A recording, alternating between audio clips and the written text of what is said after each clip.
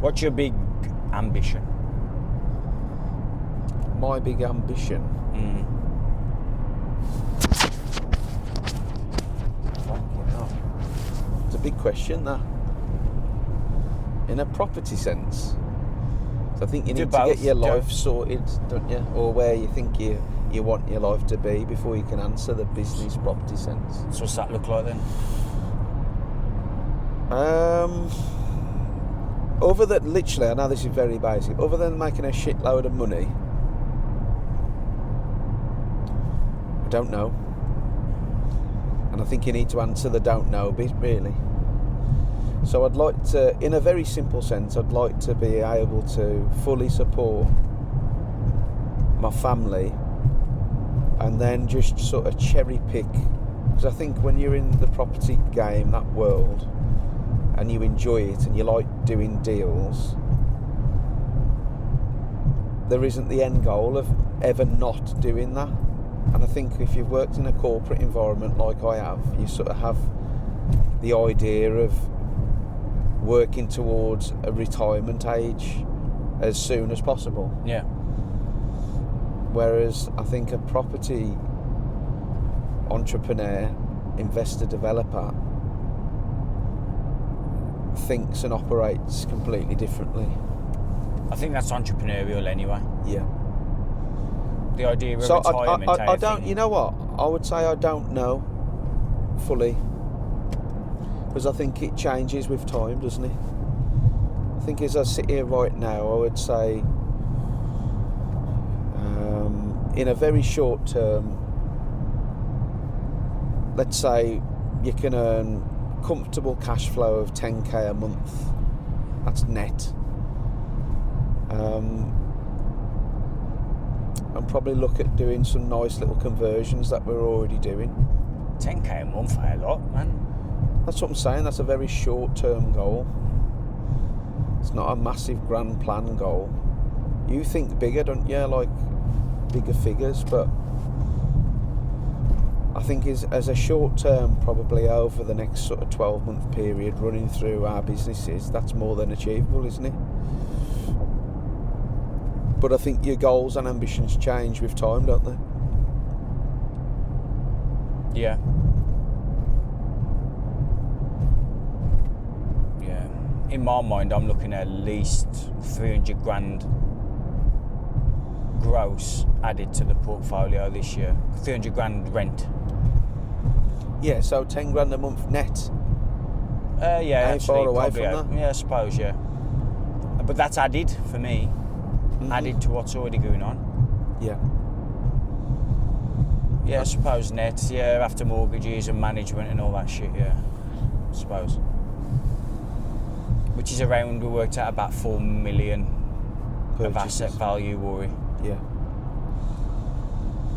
I think something that we have discussed and what we want to aim towards is buying, if we're going to continue to buy commercial property, we're going to buy commercial property that's cash flowing with the opportunity to add value by asset management. Yeah, asset management in its posh terminology. Yeah, it's why semi-commercials, what's the word? Lucrative, yes, but opportunistic at the moment now, isn't it? Mm-hmm. It's already got cash flow downstairs, you can convert the uppers into resi or... Yeah. However you can add value to that.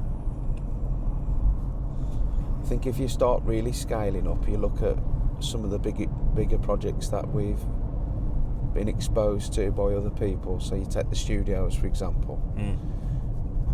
That basically is what we're doing, just on a different scale.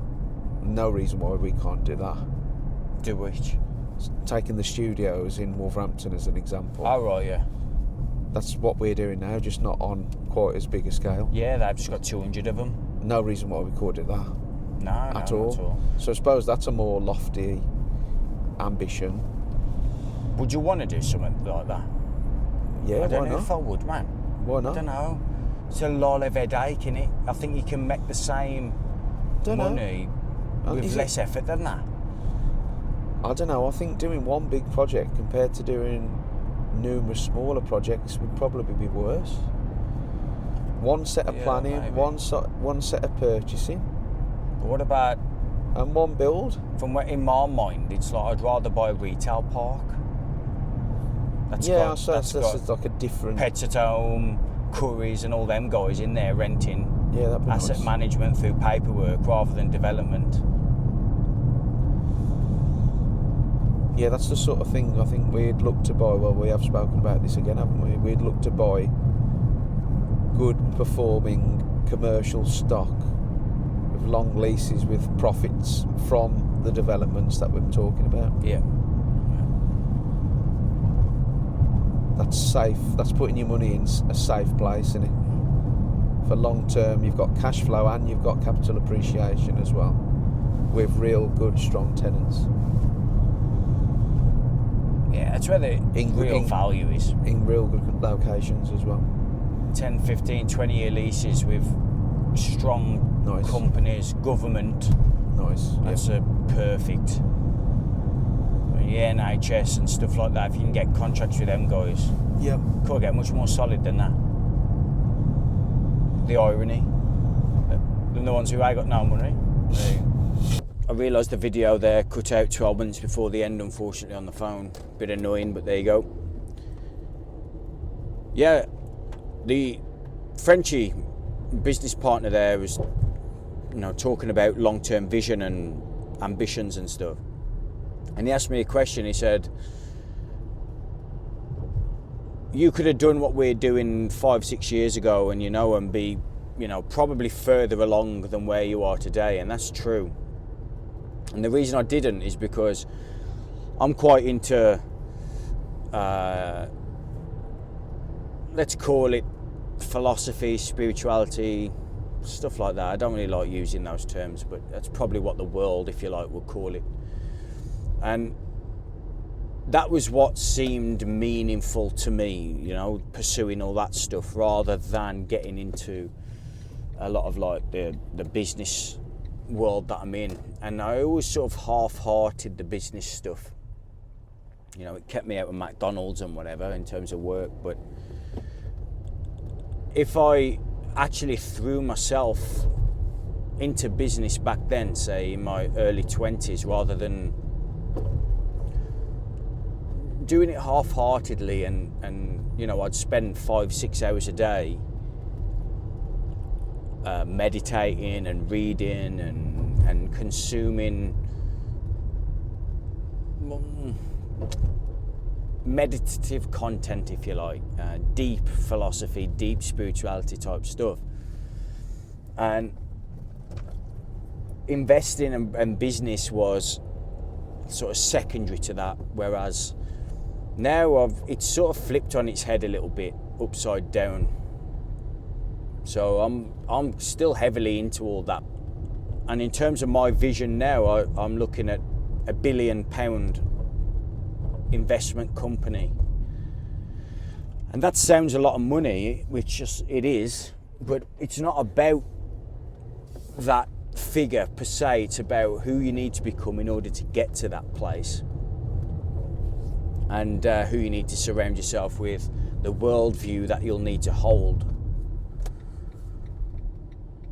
So that's sort of my vision and my ambition, is to get to that level of person rather than that number specifically.